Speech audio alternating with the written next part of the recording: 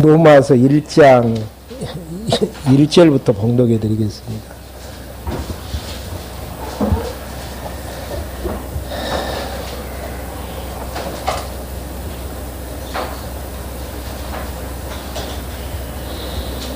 로마서 1장 1절입니다. 그리스도 예수님의 종 바울은 사도로 부르심을 받아 하나님의 복음을 위하여 따로 세우심을 받았다. 이 복음은 하나님께서 선지자들을 통하여 성경에 미리 약속하신 것으로 그분의 아들에 관한 것이니 육신으로는 다윗의 자손에서 나셨고 성결의 영으로는 죽은 자들 가운데에서 부활하여 권능 가운데 하나님의 아들로 선포되셨으니 곧 우리 주 예수 그리스도이시다.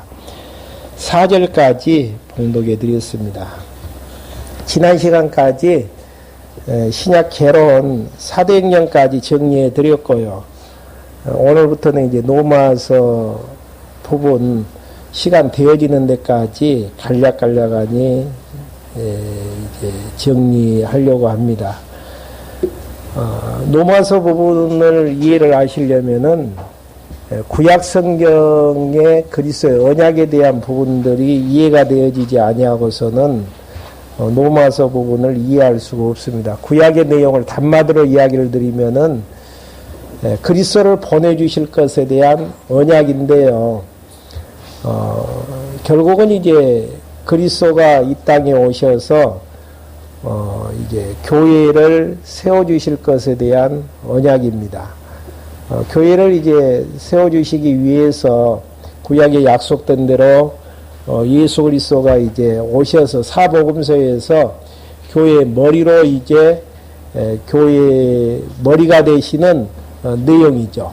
그리고 이제 지난 시간까지 배우셨던 사도행전의 내용은 교회 예수가 그리스도라는 복음의 진리를 통해서 여기 안 틀어서 그러나요? 교회가 이제 예수가 그리스도라는 복음 진리에 의해서 교회가 이제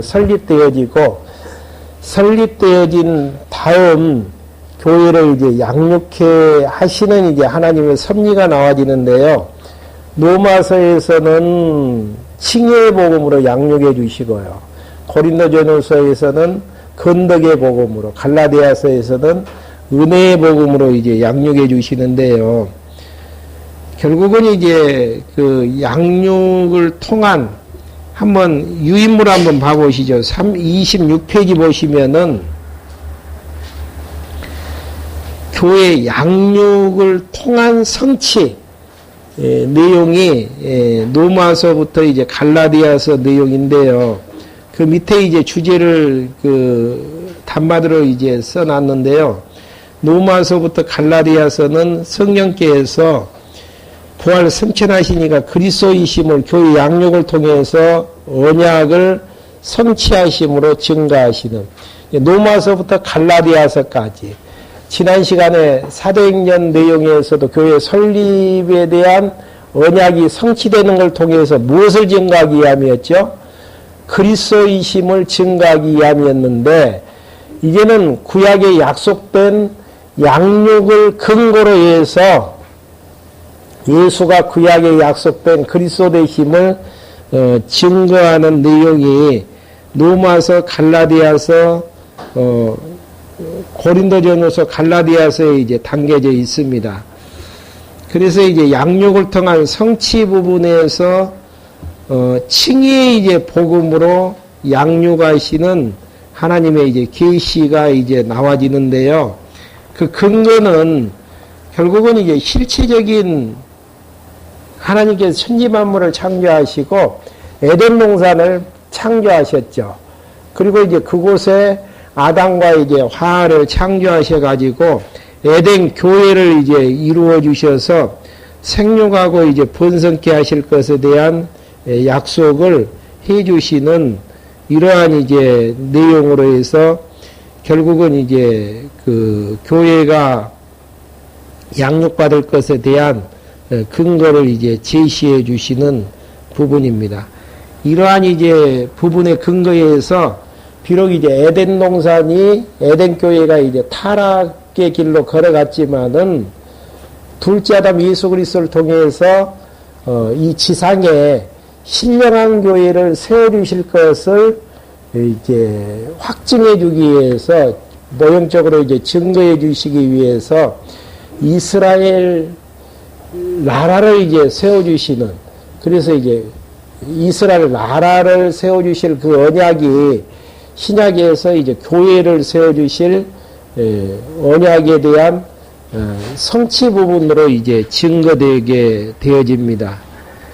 그래서 이제 27페이지로 넘어와서요, 칭의의 복음으로 이제 양육하는 부분이 로마서에 보면은 담겨져 있습니다. 그러니까 여기에서 이제 중요한 부분은 칭의의 복음, 우리가 이제 예수가 그리스도라는 복음 자체가 어떠한 복음이냐면 로마서에서는 우리를 믿게 해서 의롭다고 칭하시는 복음. 여기서 중요한 부분은 내가 이제 믿어서 구원을 얻게 되어지는 내 중심에서 출발되어지는 것이 아니고 예수가 그리스도라는 칭의 이제 복음에 의해서 결국 우리가 의롭다고 인칭을 받게 되어지는. 그래서 여러분들 이제 서신서를 정리해 들어가실 때에 신구약 성경이 하나님의 계시잖아요. 계시기 때문에 칭의의 복음보다는 저는 이제 접근하는 방식 자체가 칭의의 복음으로 계시된 하나님, 여기에 이제 초점을 맞춥니다. 그러니까 다른 말로 이제 표현을 하면은 의롭다고 칭하시는 하나님이 어떠한 분이신가를 로마서 내용에 담고 있다라는 거. 이게 성경을 이제 접근하는 방식 자체가 지난번에도 이제 그런 말씀 드렸잖아요. 보통 이제 일반적으로 성경을 접근할 때에 하나님께서 우리에게 어떠한 말씀을 하셨느냐, 그 말씀이 무엇인가, 그리고 그 말씀대로 이제 살아야 되는가에 대한 교훈에 이제 초점을 맞춰서 성경을 다 접근해 들어가거든요. 근데 이제 창세기 내용 들어가기 전에 이제 서론 부분에서 밝혀드린 것처럼 성경을 이제 하나님께서 기록해서 우리에게 주시는 이유는 원래 이제 아담을 만드셨을 때는 어느 이제 본문에서 나오지만은 하나님을 알만하게 만드셨어요. 근데 이제 아담이 타락하는 데에서 허물가지로 죽어버렸잖아요. 이게 어느 것을 통해서도 하나님을 알 수가 없단 말입니다. 알 수 없다라는 이야기는 하나님을 경외할 수 없다라는 이야기죠. 그래서 이제 하나님께서는 하나님 자신을 어둠 속에 있는 백성들에게 알게 하기 위해서 성경 66권을 기록을 하셨습니다. 그래서 중요한 이제 접근 방식이 교훈적으로 하나님이 성경을 통해서 이렇게 말씀하셨기 때문에 내가 순종하면서 살아야만이 복을 받으면서 산다. 그러지 않고 불순종하게 되어지면은 벌받고 저주받고 되어지는 일들이 다 안 되어진다. 이런 쪽에서 이제 교훈 쪽에서 접근하는 것보다는 성경 66권 내용 자체가 하나님의 여호와 되심을 계시해 주시는 계시에서 이제 출발이 되어진다면은 계시하기는 방법이 뭐죠? 성경을 통해서 계시해 주는데 그 계시 내용의 방법이 언약 성취사잖아요.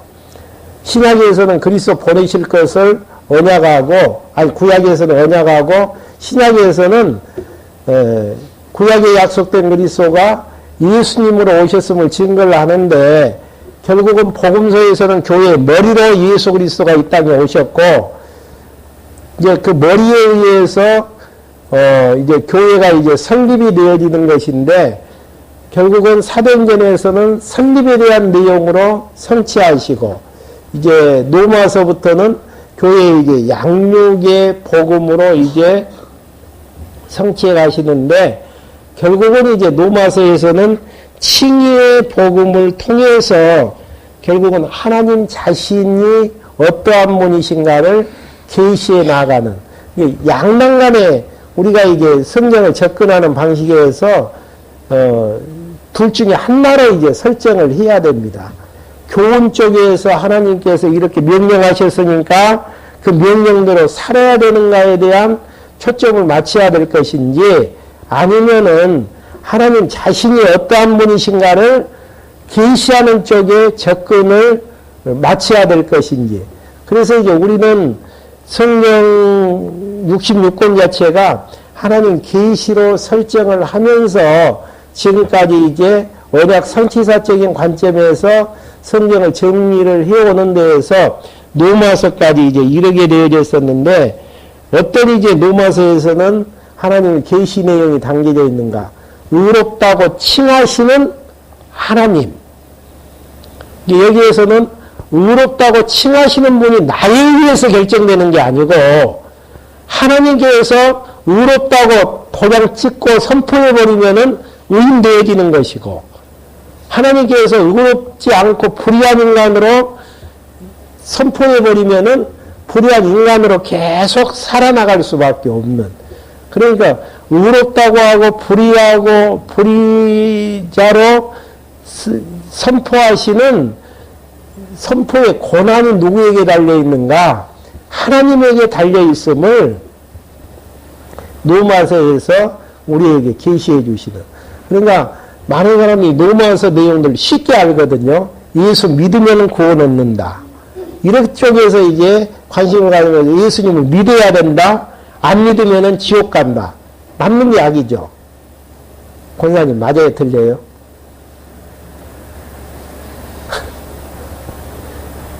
과정 속에서는 맞죠. 과정 속에서는.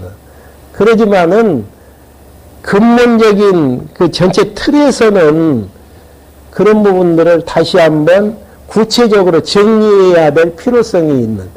이제 그거 정리하려고 지금 대략적으로 유임을 나눠드리면서 지금 칭의 복음으로 이제 양육하는 부분들 정리할 거거든요. 근데 여기에서 단마디로 이제 정리해 드리기 전에 단마디로 이야기를 드린다면은 의롭다고 칭하시는 하나님이 어떠한 분이신가를 이제 계시에 들어가는 이제 로마서의 부분들을 정리를 하려고 합니다. 그 근거는 27페이지 그 틀 밑에 보시면은 모형적인 광야교회를 세워 시내산에서 명하신 말씀으로 양육하도록 섭리하시는. 그러면 칭의 복음으로 양육하시는 내용들이 구약에 어떤 근거를 가지고 있나? 어디에서 언약을 하게 되어질 것인가? 지금 민수기서 배우셨잖아요. 민수기서에서 광야교회로 칭한 이스라엘 민족의 집단을 사도행전 7장 38절에 보면은 모형적인 광야교회로 칭하게 되어집니다. 그럼 모형적인 광야교회를 어떻게 이제 하나님께서 양육에 나가시는가? 시내산에서 허락해 하신 그 시내산 언약에 의해서 하나님께서 이스라엘 백성들을 거룩한 백성으로 만들어주시고 하나님 경외하기를 배우게 하시는, 양육케 하시는 하나님의 모형적인 섭리의 내용이 장차 실체적인 교회, 그리스도의 몸된 교회를 그리스도가 세우셔서 결국 양육케 하실 것에 대한 근거가 되어진단 말입니다. 그리고 이제 예수님께서 오셔서 마태복음 이제 16장 18절에 보면은 너는 나를 누구라 하느냐?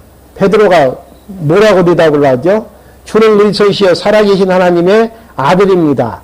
그렇게 이야기하니까 내 고백한 말씀 위에 교회를 세우겠다. 그 교회는 음부의 권세가 흔들지 못하게끔 만들어 주시겠다라고 약속해 주셨던 그 말씀 따라서 마지막 이제 예수님께서 요한복음에서 승천하기 직전에 베드로에게 네가 나를 사랑하느냐? 약을 먹이라, 치라, 먹이라. 결국은 이제 구약에서 모형적인 교회를 시내산 언약에 의해서 양육하실 것에 대해서 언약하신 바가 있고 예수님께서 떠나시면서 성령이 오셔서 결국은 주시는 말씀에 의해서 교회를 먹이고 치고 양육할 것에 대한 그 이제 예언 따라서 결국은 칭의의 복음으로 로마서에서 교회를 양육해 내어지시는. 그러니까 로마서 내용 하나 정리하기 위해서 전체적인 이제 신구약 성경의 판에서 성경 내용들을 정리하지 아니하면은 이 내용들에 대한, 그러니까 성경은 이단들도 성경을 가지고 있잖아요. 이단들도 성경을 가지고 있는 성경 66권 가지고 자기들의 교리를 주장한단 말입니다. 우리는 참 진리를 증거할 때도 성경 66권 가지고 증거하게 되어지는 것이고요. 그럼 어느 답이 맞는가? 답은 창세기부터 요한계시록까지 전체 판에서 로마서를 조명하고 그 내용의 앞뒤 연결고리를 걸어서 근거에 의해서 성취 부분이 정리되지 아니한다면은 바른 답을 산출할 수가 없게 되어지는 이런 이제 부분들이죠. 그렇게 해서 이제 성령을 보내서 세우신 교회를 칭의의 복음으로 양육하도록 섭리하시는, 그래서 이제 성취하시는 부분이죠. 요절 부분은 이제 1장 17절에 나와 있는 것처럼 복음에는 하나님의 의가 나타나서 믿음으로 믿음에 이르게 하나니 기록된 바 오직 의인은 믿음으로 말미암아 살리라 한가 같으니라. 번역상으로 이제 여러분들 강론집에 보시면은 오직 믿음에 의한 의인은 살리라. 1장 이제 17절 내용은 바르게 이제 뒤에서 구체적으로 정리를 한번 하려고 합니다. 먼저 이제 칭의의 복음에 대한 구조 자체가요, 모든 인간은 타락했는데 하나님께서 선택한 백성들을 예수 그리스도를 통해서 의롭다고 칭하시고, 의롭다고 칭하신 하나님의 백성들을 신령한 예배 생활을 하게 하시는 이런 이제 구조로 정리가 되어지는데요. 먼저 이제 칭의의 복음에 대한 서론적인 부분이 1장 1절부터 17절까지 나와 있습니다. 그 근거는 칭의의 복음에 대한 더 이제 구체적인 근거는 허물의 사함을 받고 그 죄의 가리심을 받아 정죄함을 받는 자는 복이 있다라고 했는데, 하나님께서 이스라엘의 죄를 가리게 되어지는, 가리우심을 받게 하시는 그 내용이 이제 시편 32편 1절부터 2절에 보면 나오게 되어지거든요. 이게 복 있는 자가 어떤 자인가? 여기에 나와진 것처럼 허물이 있고 죄를 짓는 자지만은 허물의 사함을 받고 죄의 가리심을 받는 자, 받아 정죄를 받지 않는 자가 복이 있는 자라는 이야기예요. 진짜 복 있는 자가. 근데 이제 이게 모형적인 다윗의 이제 신뢰요. 실제로 예수 그리스도를 보내셔서 칭의의 복음에 의해서 우리가 죄를 짓고 모든 사람들이 죄와 허물로 죽어버린 자지만은 예수 그리스도를 통해서 죄 없다라고 선언해 주시는 이런 이제 내용으로 이제 그 내용들이 이제 성취가 되어지는 부분이고요. 또 이제 마가복음 1장 15절에 보시면 예수님이 하나님의 나라가 가까웠으니 회개하고 복음을 믿으라고 전파하도록 섭리하시는 복음에 의해서 이제 제 가리움을 이제 받게 되어지는 이런 이제 복 있는 자에 대한 섭리가 이제 근거가 되어집니다. 그러면 이제 구체적인 내용으로 이제 1장 1절부터 17절까지 내용 중에서 복음에 대한 개요가 나와지고 복음을 통한 소원 부분이 나와지고 복음에 대한 이제 정의 부분이 간략하니 이제 정리가 되어지는데요. 여러분들 이제 복음에 대한 개요 부분이 이제 1장 1절부터 7절까지 보시면은 세 가지로 나와져 있죠. 복음의 성격, 복음의 내용, 복음의 이제 능력으로 나와져 있는데요. 복음의 성격은 사도로 소명한 하나님의 복음에 대한 진정성. 왜 이제 진정성이 있는가? 1절, 2절 한번 봐보시죠. 로마서 1장 1절, 2절요. 그리스도 예수님의 종 바울은 사도로 부르심을 받아 하나님의 복음을 위하여 따로 세우심을 받았다. 이 복음은 하나님께서 선지자들을 통하여 성경에 미리 약속하신 것으로 그러니까 근거가 선지자를 통해서 누구 보내실 것을 예언을 했다라는 이야기죠. 예수 그리스도를 보내실 것을 예언을 했는데, 약속을 해 주셨는데, 그 약속대로 하나님의 아들 예수 그리스도가 다윗의 자손으로 실제로 오셨기 때문에, 약속대로 이루어 주셨기 때문에 진정성이 있다라는 이야기예요. 근거가 없다면은 진정성이 없죠. 근데 이제 구약에 약속된 근거에 의해서 약속대로 이루어지신 예수 그리스도이시기 때문에 복음에 대한 진정성이 있고, 그 다음에 예수님이 이 땅에 오셨는데 육신으로는 다윗의 자손으로, 거룩한 영으로는 하나님의 아들로 인정이 되어 주셨다라는 거. 마태복음에서 이제 이야기 드린 바가 있죠. 결국은 이제 다윗의 자손으로 오시는 거하고 하나님의 아들로 오시는 거하고 이게 합해진다라는 게 쉬운 게 아니잖아요. 예, 합해진다라는 게 두 가지 다를 성취한다라는 게, 하나님의 아들로 오셨다면은 다윗의 자손이 안 되어져야 되고, 다윗의 자손으로 오셨다면은 하나님의 아들이 될 수가 없는 부분들이고. 근데 이제 마리아와 요셉의 정혼 관계를 통해서 마태복음 1장에 보면은 기가 막히게 두 가지 면들이 다 성취가 되어지는 이러한 이제 내용들이 결국은 약속된 그리스도가 이 땅에 이제 오시는 복음의 이제 내용입니다.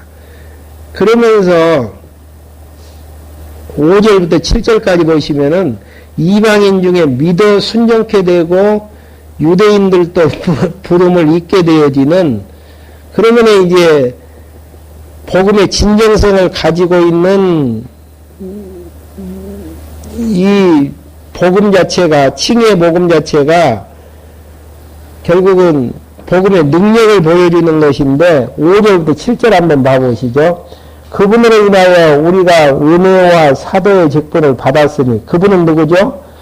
구약에 약속된 그리스도로 말미암아 하나님의 아들 되신 다윗의 후손으로 오신 그분으로 말미암아 은혜와 사도의 직분을 받았으니, 이는 그분의 이름을 위하여 모든 이방인 중에서 믿어 순종하게 하려는 것이다. 이게 사도의 직분을 받았는데 왜 복음 사도의 직분을 받았나? 예수가 그리스도는 복음으로 말미암아서 이방인 중에서도 믿어 순종하게 하려는 것이다. 능동입니까? 피동입니까? 예수가 그리스도란 치기의 복음에 의해서 믿어 순종하게 하려는 것이다. 피동이죠. 그것은 무엇이 믿어 순종케 한다라는 이야기입니까? 예수가 그리스도란 칭의 복음 자체가 그렇게 한다라는 이야기예요. 이걸 착각해서는 안 됩니다. 액센트를 둬야 되는데, 믿어, 여기에다 액센트를 두면 내가 믿어야 된다라는 이야기예요.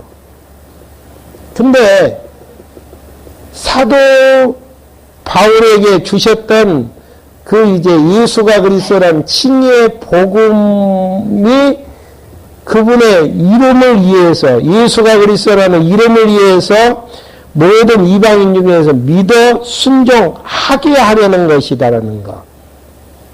너희도 그들 가운데 부르심받아 예수 그리스도의 것이 되었다. 하나님의 사랑을 받고 성도로 부르심을 입어 로마에 있는 모든 이들에게 편지를 쓴다. 하나님 우리 아버지와 주 예수 그리스도로 오는 은혜와 평강이 있을지어다.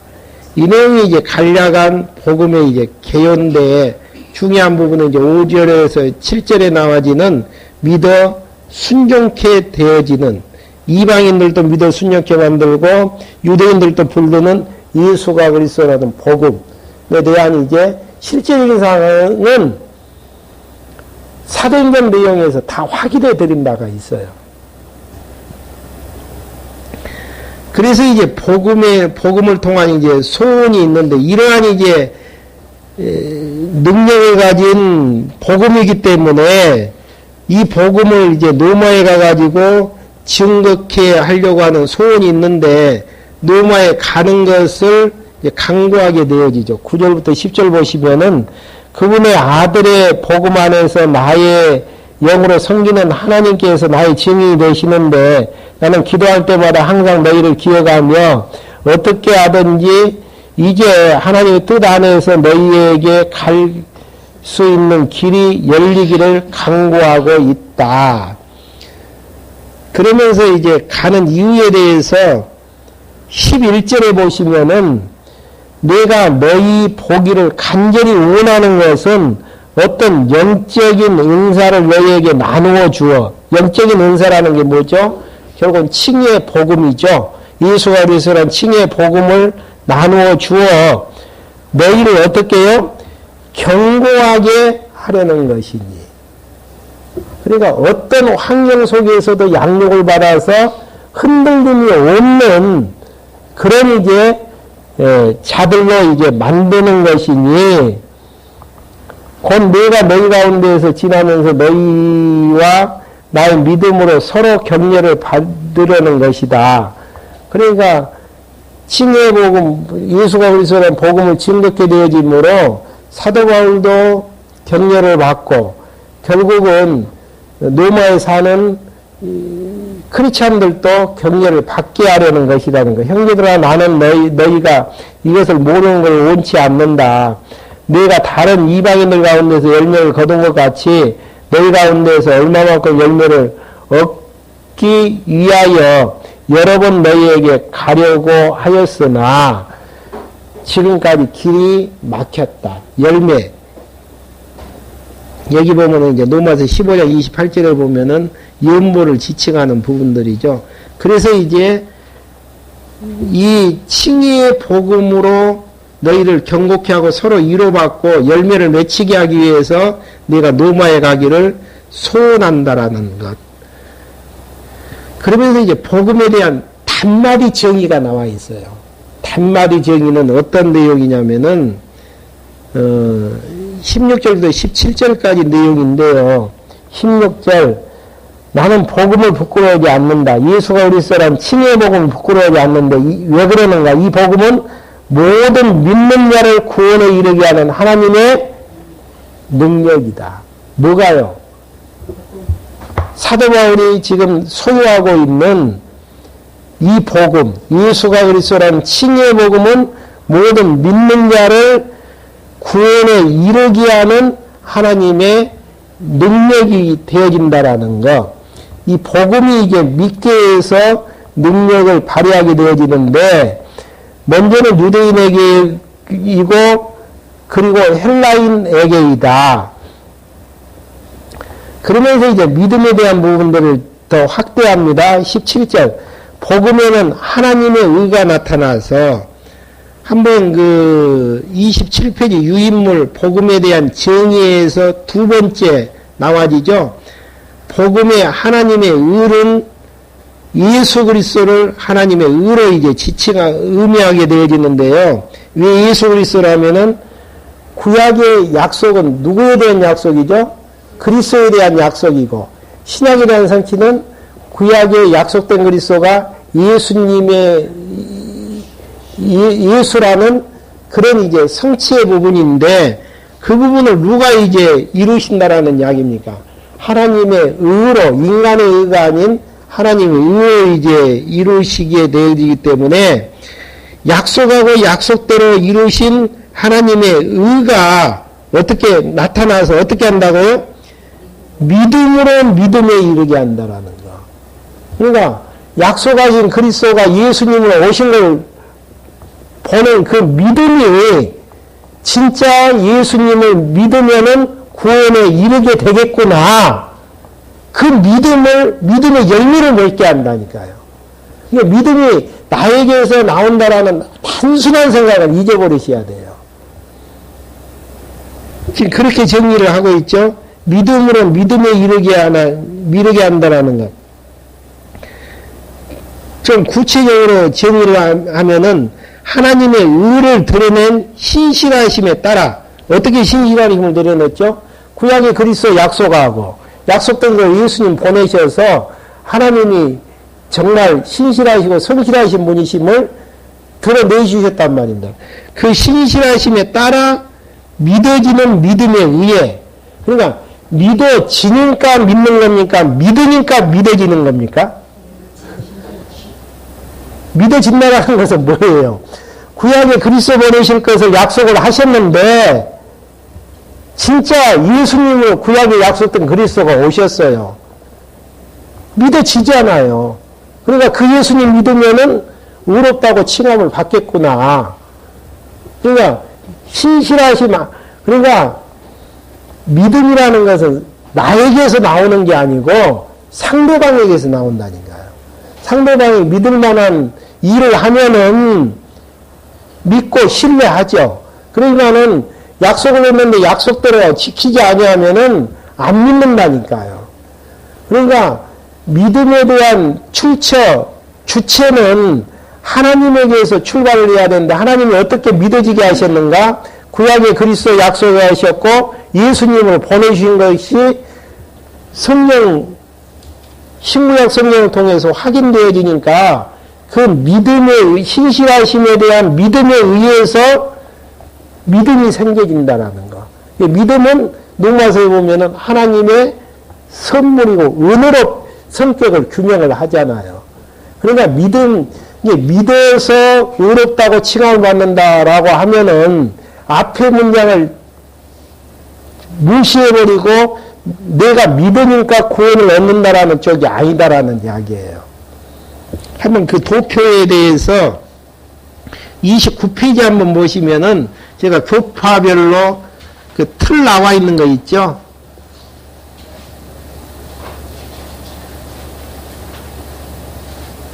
인간이 불의하니까 인간이 믿으면은 구원을 얻는다라는 게 성결교나 감리교 쪽에서 주장하는 논리이고요. 인간이 선악을 하는 열매를 따먹으려고 하니까 하나님께서 이제 따먹으라 그러면서 허용을 해버렸다. 그래서 이제 하나님께서 의롭게 되어지는 게 하나님의 은혜로 되어지는 이 부분까지 보면 보수 신학이 정확하죠. 근데 앞부분은 문제가 있어요.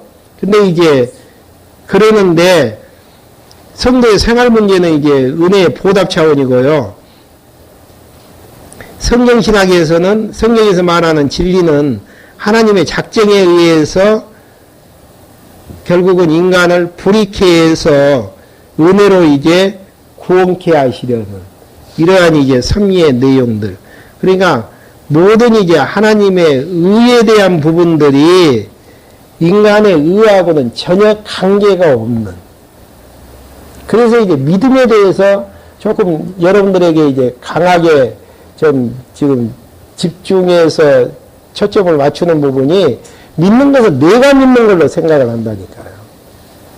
하나님이 믿을 만한 것들을 보여주셔야만이 믿어지는 거예요. 그러니까 하나님께서 신실하심을 보여주니까 결국은 믿어지는 것이고 믿어지죠. 내가 믿어서 믿는 것은 아니다라는 거. 그게 이제 복음에 대한 간단한 정의라는 거.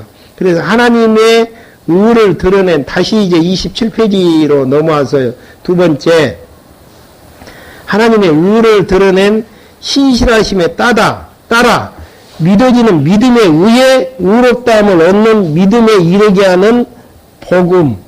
이게 이제 복음의 효능이라는 사실.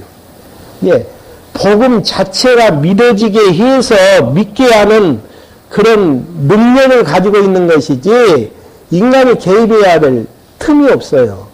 만약 인간이 개입을 해서 내가 믿는다면은 하나님의 의보다는 누구의 의가 드러나야 됩니까? 인간의 의가 드러날 수밖에 없잖아요. 이 부분만 잘 정리해 들어가면은 로마서는 쉽게 풀릴 수가 있고 마지막에 구체적으로 복음에 대한 구체적인 사실들 이야기하면서 사도 바울이 뭘로 정리를 하던가요? 한 가지 예를 드는데 토기장이 비유로 예를 들죠. 토기장이가 집에 한 덩이 가지고 기 쓸 그릇과 천이 쓸 그릇을 만들 고난이 없더냐. 하나님의 능력에 의해서 믿게 해서 의롭다고 칭할 수도 있고 믿지 못하게 해서 안 믿어지게 해서 결국은 불의한 자로 만들어갈 수도 있는 부분들이고, 주권사상을 이야기한다면, 그러면 이제 마지막 부분에서 깊도다 하나님의 지혜와 지식에 부여하며 측량할 수 없다라는 거. 그러니까 로마서 부분이 간단하니 예수 믿으면 구원 얻는다. 그래서 믿으십시오, 믿으십시오. 이게 로마서에서 이야기하는 복음이 아니고 하나님께서 약속하시고 약속대로 이루신 걸 보니까 믿어져요. 신실하심이 드러나진단 말입니다. 드러나져서 믿어지게 하시는 칭의의 복음이라는 사실. 그 다음에 이게 이제 서론적인 부분이고요. 8장 이제 18절부터 3장 20절까지 타락한 인간의 이제 불의에 대한 내용들이 나와지죠. 보통 이제 학교 가면은 인간은 태어날 때부터 악하게 태어나느냐, 선하게 태어나느냐. 어느 쪽이죠?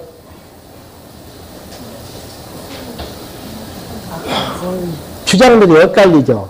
근데 성경에서 이야기하는 인간의 태어날 때의 모습은 성악설이에요. 성악설.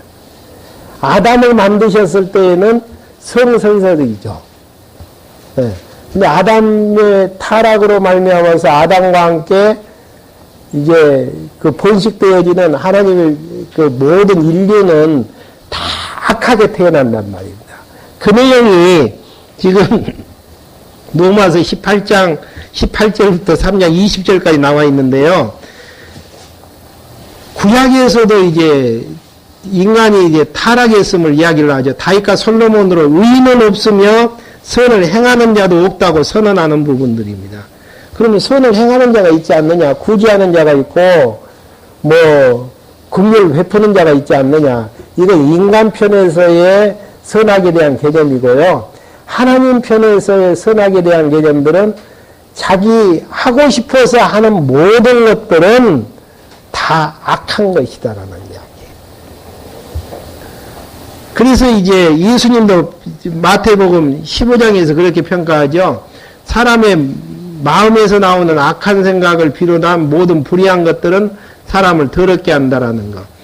그러면서 이제 18절부터 32절까지 내용에서 인간의 불의한 본성 상태를 이야기하게 되어지는데요. 인간을 이제 처음에 창조했을 때는 신지식이 가능케 창조했다라는 것. 하나님이 어떠한 분이신가를 알 수 있도록 이제 창조를 했는데 1장 19절 한번 봐보시죠. 이는 하나님을 알만한 것이 그들 안에 밝히 드러나 있기 때문이다. 하나님이 인간을 만드실 때에는 누구의 형상대로 만드셨죠? 하나님의 형상대로. 하나님 계시체로 만드셨다라는 이야기예요. 하나님이 좋아하시는 것, 인간도 좋아하고, 하나님이 싫어하시는 것, 인간도 싫어하게끔 만들어 놨기 때문에 하나님의 알만한 것들을 밝히 이제 드러나게 해주셨다. 하나님께서 그것을 그들에게 밝히 보여주셨다. 세상 창조 때부터 그분이 보이지 않는 것들, 곧 그분의 영원하신 능력과 신성이 그분에게 만드신 만물을 통하여 분명히 드러나 알게 되어지었으므로 그들이 변명할 수 없었다.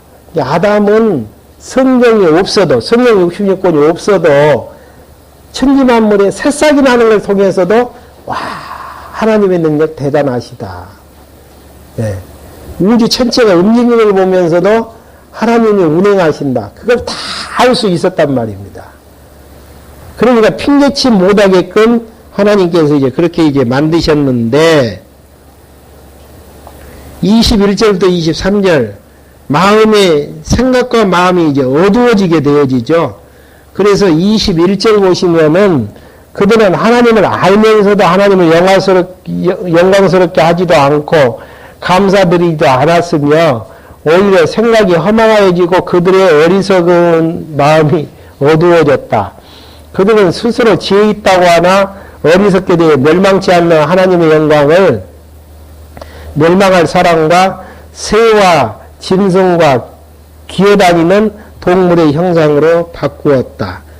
이제 그 새, 짐승, 뱀의 형상으로 이제 다 바꿔버렸다는 23절의 내용. 그래서 이제 하나님께서 어떻게 하셨는가? 24절부터 32절까지는 버려버렸어요. 그대로 버렸다라는 이야기는 놔뒀다라는 이야기인데, 타락한 상태로 그대로 놔두다 보니까 나와지는 것은 뭐만 나와지겠습니까? 부패하고 타락한 모습들만 나와지는 내용으로 이제 행동케 되어지죠. 그래서 24절 보시면은 지금 28페이지 두 번째 줄입니다.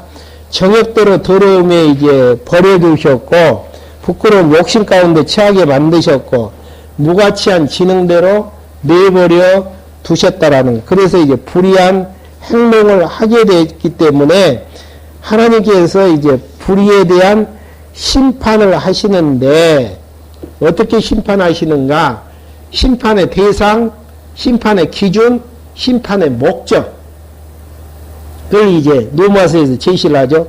심판의 대상은 누구예요? 구체적으로 이야기하면은 남을 판단하는 자. 왜 판단하는 자가 대상이 되어지죠? 2장 1절 한번 봐보실까요? 그러므로 남을 판단하는 사람아, 내가 변명할 수 없으면 남을 판단하는 그것으로 내 자신을 정죄하는 것이니, 이는 남을 판단하는 내가 같은 일을 하기 때문이다. 예. 야, 도둑질해서 나쁜 놈이다 이야기했는데 자기가 도둑질을 한단 말이에요. 같이 나쁜 놈이 될 수밖에 없는 것이죠. 그럼 두 번째 대상은 인연을 멸시하는 부분. 4절 한번 봐보실까요?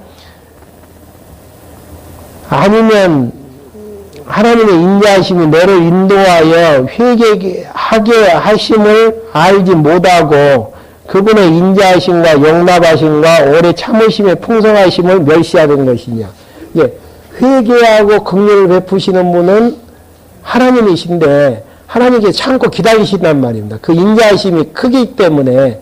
근데 회개를 안 한다라는 이야기는 무슨 이야기예요? 하나님의 인자하심을 무시한다라는 이야기죠. 하나님 거기에 가고 살아남을 자가 누가 있어요? 네. 그래서 모든 인류를 어디에다가요? 심판 아래 두셨다라는 거. 그럼 심판의 기준은 무엇인가? 거기에 나온 것처럼 유대인과 율법이 없는 이방인들이 모두가 다 율법에 의해서 이제 심판이 되어지는 것인데, 이방인은 율법이 없잖아요. 자기 본성 양심이 이제 율법이 되어지게 되어지듯. 그러니까 이제 거기에 나와진 것처럼 율법은 왜 이제 율법이 기준이 되어져야 되는가? 율법은 하나님이 좋아하시는 것은 하라고 이야기를 했고 싫어하시는 것은 하지 말라고 했어요. 그러니까 율법이라는 것은 하나님의 좋아하심과 싫어하심이 절대 이성 기능에 의해서 싫어하는 건 하지 말라고 했고 좋아하는 건 하라고 했는데, 싫어하는 그걸 이제 하는 것이 악이, 하려고 하는 부분이 악이 되어지고 그 마음에서 이제 행동으로 드러나지는 게 범죄, 싫어하는 그게 이제 마음이 형성되어지는 그 자체가 죄가 되어지죠. 죄. 예. 내면적으로 형성되어지는 부분이 죄가 되어지고, 그 싫어하시는 형성되어지는 하고 싶어하는 그 죄가 행동으로 나와지는 게 범죄가 되어지는. 그러니까 죄와 그 범죄의 출발점은 하나님의 싫어하심에서, 하나님이 싫어하심과 좋아하심을 선포하지 않았다면은 죄는 성립이 되어질 수가 없는 부분들이죠. 네. 네. 하나님에게서 출발되어지는. 이게 죄라는 영이는 하나님이 싫어하시는 것, 악이고 좋아하시는 것, 선인데 그것에 의해서 결정되어지는 부분. 그러니까 율법에 의해서 심판이 이루어진다는 이야기가 맞는 이야기죠. 그럼 심판의 목적은 무엇인가? 하나님의 참되심을 드러내시는 3장 3절부터 4절만 한번 봐보시죠.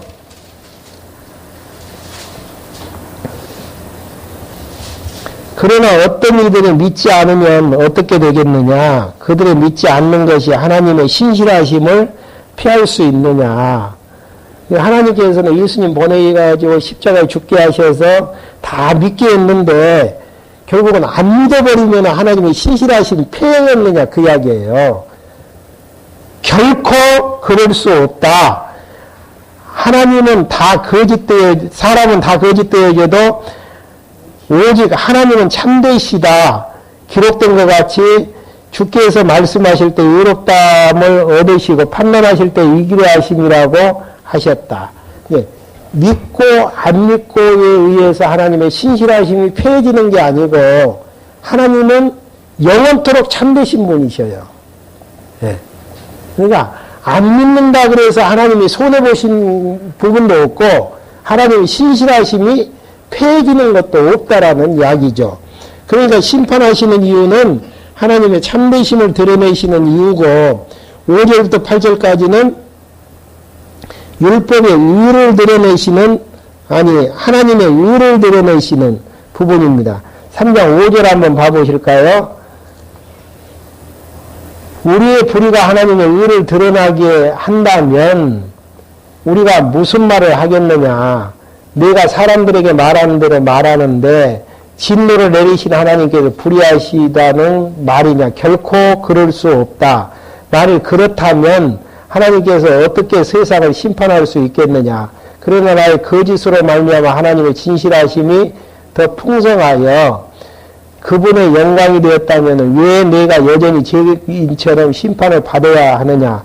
그러니까 죄짓게 해서 하나님의 진실하심이 이제 더 드러났다면은 왜 심판을 받아야 되느냐? 그 이야기죠. 또 선을 이루기 위해서 악을 행하자라고 말하지 않겠느냐? 어떤 이들은 우리가 이렇게 말한다고 비방하는데 그들이 정죄받는 것이 마땅하다. 하나님이 죄 속에 가두어서 죄인되게 했다고 할지라도 하나님의 의하고는 전혀 관계가 없다라는 거. 예를 들어서 예수님이 십자가에 죽으셔야 되는데 누구에 의해서 팔리게끔 내져 있습니까? 구약에 보면은 예수님의 친구 중에 한 명에 의해서 팔리게끔 내져 있단 말입니다. 제자 중 한 명. 그럼 가룟 유다에 의해서 이제 팔려져야 되는데 진짜 가룟 유다에 의해서 팔려지잖아요. 그러면 가룟 유다는 공모자입니까? 죄인입니까? 하나님이 하시는 일에 대해서 도와줬기 때문에 공로자가 된다라고 이야기할 수도 있잖아요. 근데 공로자가 아니고 죄인이라는 이야기. 왜요? 하나님은 절대자이기 때문에 하게 하셨어도 죄인으로 정죄하면은 정죄될 수밖에 없어요. 그러면은 상대자의 범죄는 공범과 주범 뭐로 형성이 되어지나요? 돕는 자는 공범이 되어져서 죄인으로 판정될 수밖에 없단 말입니다. 하나님이 아무리 가룟 유다를 통해서 팔게 해서 예수님을 십자가에 못 박게 하셨어도 절대자이시기 때문에 하나님에게 제 책임을 부여할 수가 없어요. 이 사실을 알지 못하니까 죄짓게 했으니까 하나님도 좀 봐주시지 않겠는가. 천만의 말씀이에요. 죄 속에다가 가두어서 죄인 되게 하신다니까요. 어떠한 방법으로요? 바로 뒤에 나오는 율법을 주셔서 한번 봐보실까요? 율법의 용도는 아주죠. 마지막입니다. 율법의 용도에서 율법의 용도는 뭔가 3장 19절 한번 봐보시죠. 우리가 아는 것은 율법이 말하는 것은 율법 아래에 있는 자들에게 말하는 것이니 이는 모든 입을 막고 온 세상을 하나님의 심판 아래 있게 하려는 것이다. 율법을 줘서 지키지 못하고 죄인되게 해서 어떻게 하시려는 이유인가?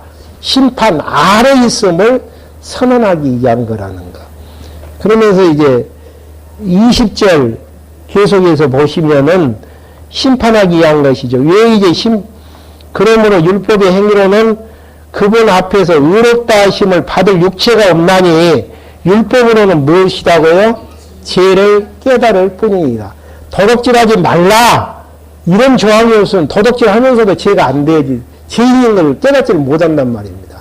그러니까 도덕질하지 말라라고 조항을 만들어서 줘야만이 도덕질하는 게 얼마나 하나님 앞에서 큰 죄인가를 깨닫게 되어지는 죄를 깨닫게 하는 것이지 결국은 율법 지켜서 구원 얻게 하시려는 하나님의 섭리는 아니다. 그래서 제가 요즘물에 율법의 용도는 죄를 깨닫게 해서 20절에 죄를 깨닫게 해서 어떻게 해요? 19절에 심판 아래 있음을 선언하게 하기 위해서. 그러니까 인간의 의라는 것은 찾아볼래야 하나도 찾아볼 수가 없다니까요. 네. 그래서 이제 하나님의 의가 다음 시간에 나타나요, 이제. 하나님의 의가. 어떻게 이제 하나님의 의가 출현하는지. 그래서 이제 현현으로 나와 있죠. 현현을 사전 촬영한 또렷이 나타낸다라는 의미를 가지고 있더라고요. 또렷하게 드러낸다, 나타낸다. 하나님의 의를 이 세상에 다 어둠 가운데 있는데 드러내는 이제 작업들. 이 부분 의에 대한 현현도 1시간씩 끝내가죠. 파트별로. 조금 불이 서름하고 불이하는데 시간이 좀 말이 좀 빠른 것 같습니다. 질문 있으시면 질문하시고 없으시면 마치겠습니다.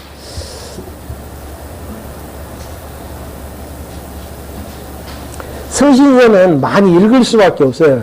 문장이 작고 그다음에 압축되어 있기 때문에 역사서는 대략 그냥 의미적으로만 묶어서 이야기하면 되어지는데요. 그래서 이제 페이지 수가 구약 개론보다는 신약 개론이 이제 페이지 수가 많아지지 않을까.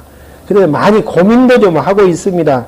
그냥 압축해서 해버릴까 하다가 그렇게 하고 나면은 좀 서운할 것 같아요. 요약은 여러분들이 하시고 조금 이제 좀 드러내야 될 부분들 가능하면은 이제 압축을 좀 얇게 이제 목사님 강론집을 얇게 해서 이 요약집만 봐도 노마서의 칭의 복음은 이런 복음이구나.